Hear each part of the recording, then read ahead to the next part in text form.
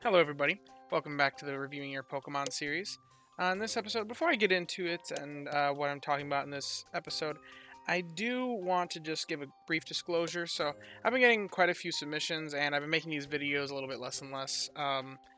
Not, I do still want to keep making these videos, but I want them to be relevant to when I'm releasing them. So, if you have a really old submission that I never got around to, I just want to say at the start of this video that, one, I'm sorry I never got around to it.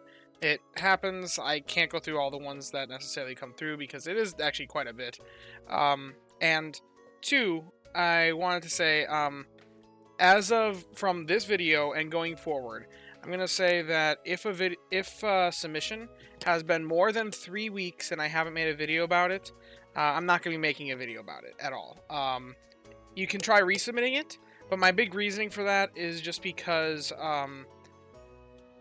if it takes me that long to make the video, then it's pretty likely that you've already made a decision about it, or you've caught something else that could replace it, or something of that sort. That what I talk about in the video may be irrelevant to the person that we're discussing with. So, given that, I want to be making videos for things that have happened at least within the last 3 weeks.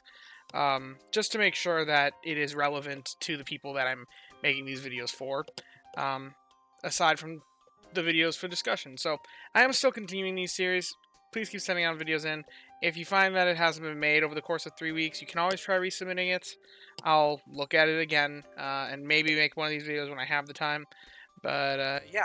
Now, getting into the subject of this video, I had today Melissa sent in a video. Now, Melissa, she said that she's still a fairly new player and love watching your videos. Thank you, Melissa. This is one of the first Pokemon I ever caught as an Wigglybuff, and I recently evolved it to a Wigglytuff. During the holiday event, I caught a double trigger Palmy, but after watching your helping bonus videos, I realized I should stick with the Wigglytuff for now. I didn't encounter a single Ralts last week, and just unlocked Snowdrop today, so I don't have Lapis open yet to hunt for them. After my lack of success with finding a new healer, I gave my Wigglytuff a skill seed since I had saved 5 up. My question is, should I max its skill level since I have the seeds, or wait for a better healer? Everything I've seen says not to invest in a Wiggly, but I also know not everyone on Reddit gives solid advice. I will say amen to that, sister. She currently procs about 4 times a day, and keeps most of my team above 70%, and my energy down Pokemon around 60%. I'm a premium player, so I do buy the main and sub-skill seeds from the shop every month to save for future use. Thank you for any advice that you could give. Well, thanks, Melissa, for sending in Judy Garland here. She's a pretty nice Wiggly. Got the helping bonus. Got a main skill chance up nature. There's nothing really for skill triggers, unfortunately, in the nature aside from, or just the nature is like all it has going for actual triggers. But as you know, if you've been watching the channel for a while, you know that I'm a huge fan of the helping bonus sub-skill. It's particularly on the healer for people who don't play into the whole swapping around the healer a ton and rotating the team that much. So if that's your playstyle, I think the helping bonus option is a fantastic thing to have on the healer. Now, I did make the comparison here of the Wiggly where it's currently at. It's level 27 in the photo, but it has been... This submission is actually right at the cusp of 3 weeks, so I'm getting this right at the end of my timeline for how old the submission can be. But anyway, Judy Garland here. I assume that she's probably level 30 by now if Melissa continued to use her. So that's where I'm running her at. About 3.74 procs per day. Lines up with what Melissa was saying, about 4 times per day, which is pretty much exactly what she said, almost. So that's... You're keeping track well, Melissa. But I just projected the Wiggly if it goes up to level 60. And we give it a ribbon as well, because ribbons, they're naturally going to accrue on your healer if you're sleeping with it. They're naturally going to accrue on any Pokemon if you're sleeping with it, but on the healer, if you are sleeping with it, it actually makes a pretty big difference, because nighttime procs can be pretty significant, and on Wigglytuff, it's actually one that kind of struggles for inventory quite a bit. because it's got a relatively small inventory compared to other skill specialists, especially compared to every other healer. You can see the Gardevoir has 48 over here, while the Wiggly only has 35. That's a pretty significant difference. But anyway, oh, but that's also partially because I gave this one a sub skill, so it shouldn't quite be that big of a difference. I don't want to misinform people. Gardevoir isn't that insane. For comparison, sorry, my computer's being a bit slow. The Gardevoir only does have 6 more inventory. That's still pretty significant. 6 inventory is quite a bit in the grand scheme of things. But anyway, what actually matters though, so if you get it up to level 60 and you get it that $1,000 ribbon, you can expect about 4.24 procs per day.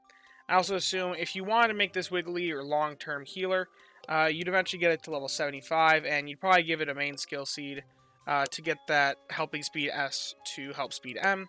We don't know how long it'll be till level 75, so this is kind of a headcanon hypothetical if we get it that far, but this is more what we're actually looking at for realism. Now, that Wiggly, on its energy curve analysis, if we put it at skill level 6, it's going to be giving you an average of an energy curve of about 2.1066, which the potential maximum for a healer is only 2.2 repeating times over that. Now, basically what all that means is that after you do all the math, this Wiggly, compared to the best potential healer ever in the world, is only about 5.5.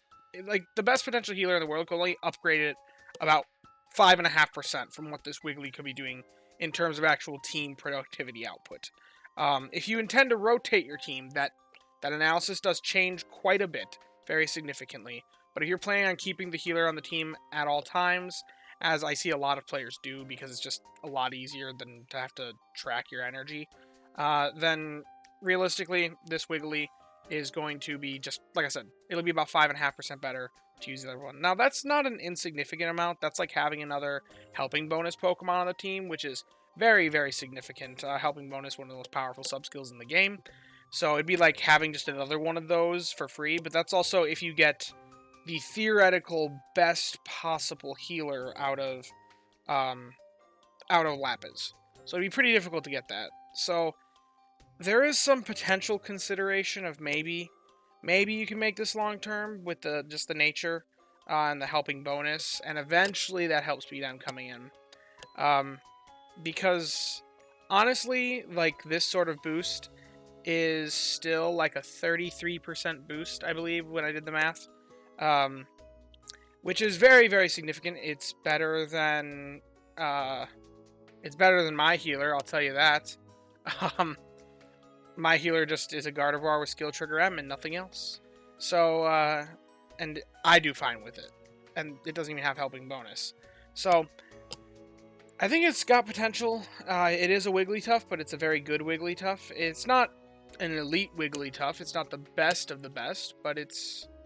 actually, this is pretty high up there. It's one of the better Wigglytuffs. I don't know what I'm saying. Like, that helping bonus and that nature alone is pretty good. And for comparison's sake, I just wanted to see, at level 75, if we wanted to compare to a Gardevoir of about equal number of procs, what would be the odds of catching that? And I threw on this guy right here, gave it inventory up S, and as you can see, the amount of procs per day off of this Gardevoir versus this Wigglytuff, pretty much the same. So what would be your odds of catching a better Gardevoir for level 75? And that's what this Rate My Mon thing came in. I did get rid of the nature because that would have obviously put the Gardevoir way better. But made this comparison, and as you can see, it's a 53rd percentile Gardevoir. But rarity, it says that probability, so the rarity of encountering it, is about 1 in 1.3 to 1.9. Like, so that seems pretty bad. But also consider that this isn't really evaluating helping bonus fairly, because I have my helping bonus settings set to 0. But it really wouldn't value it fairly either way. So I think of this as, you want... It's basically ignoring the helping bonus almost completely for this evaluation.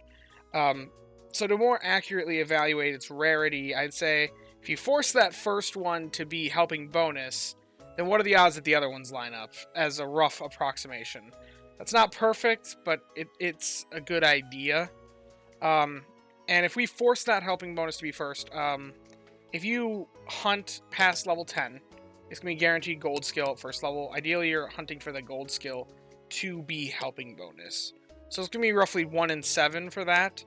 So then the odds of everything else lining up are roughly this, which is where I would come to the conclusion of about 1 in about 9 after friendship level 10 will be better than this on average. That doesn't mean you only have to catch 9, because odds are pretty slim of that.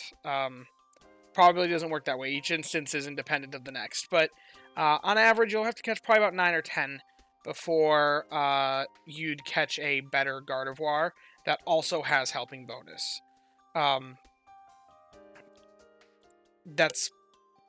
So is that worth the hunt? I mean, you have to catch 10 before you have those odds. And you have to catch an additional 10 past that on average. It could be 30 that you have to catch if you get unlucky. So the odds are there that I can see both points, Melissa. Personally, what I would do is, you don't know how long you're gonna have before catching that Gardevoir, and it sounds like you have 5 seeds saved up. I don't know if that's changed since you sent this in, but you have 5 seeds saved up, and you got the seeds to spend. You don't know how long it's going to be before that Gardevoir comes along. This Wigglytuff is perfect. I think it's definitely usable for long-term investment. Some of the community might disagree with me on that. So, I mean, even if it comes down to you do catch a better Gardevoir one day, it's still something you can get some use out of at Cyan when you want to go to there and have just a favored berry energy for everyone healer. So it's not like it'd even be completely useless way in the future, because Gardevoir power creeps it. So, yeah. I mean, I really can see both sides here, but I would personally probably make the investment, just because you don't know how long it's going to be, and having a powerful healer very early on is very powerful. So, that's kind of my 2 cents there. If you end up not deciding to invest, though, I understand that entirely, too. I would struggle with this decision myself. Anyway, I hope you have enjoyed the video. If you have, be sure to leave a like and subscribe. If you want to potentially have your Pokemon reviewed, then the link to the form will be in the description of this video, as it always is. And as always, I thank you all for watching and hope that you have a wonderful day. Bye-bye now.